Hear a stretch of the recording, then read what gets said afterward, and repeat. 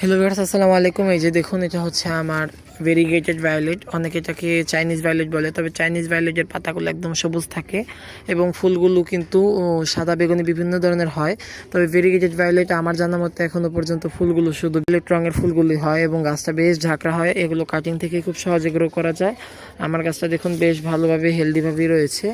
হ্যাঁ, আপনারা চাইলে কিন্তু এই গাছটা লাগাতে পারেন বাগানে। আর চারার দরকার হলে আমার ফেসবুক পেজে নক করতে পারেন, চারা দিতে পারবো।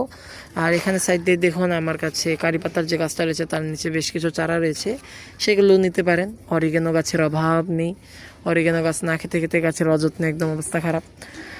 তো এই আর কি, আমার ভেরিগেটেড ভায়োলেটের ভিডিও দিতে গিয়ে কতগুলো কথা বলে ফেললাম। এই গাছটার কিন্তু এখনই যত্নের সময়, কারণ শীতের পরপরই কিন্তু ফুল আসবে। শীতের মাঝখান থেকে কিন্তু ফুল আসা শুরু হয়ে যায়, যত্নের উপর নির্ভর করে।